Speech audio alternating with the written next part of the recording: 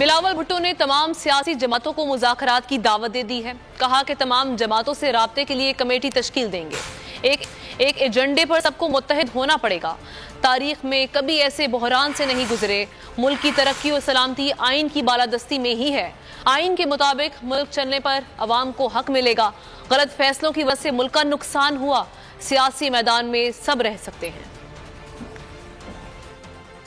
Peoples party ایک committee تشکیل دے گی جس سے ہم سارے سیاسی جماعتوں سے رابطہ کرنے کے لیے تیار ہے. ان کو ہم پسند کرتے ہیں یا نہیں. کہ پاکستان کا سیاسی میدان اتنا بڑا ہے کہ ہم سب اس میں رہ سکتے ہیں, ہم سب اس میں کھیل سکتے ہیں اور سب اپنی کوشش کر سکتے ہیں.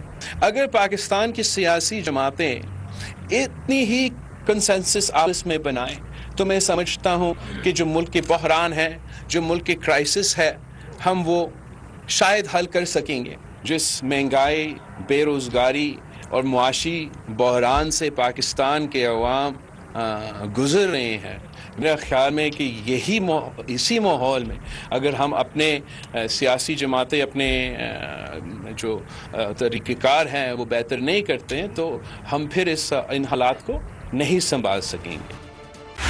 بول اڑائے گا سب کا ہوش, بھول جائیں گے سب اپنا جوش.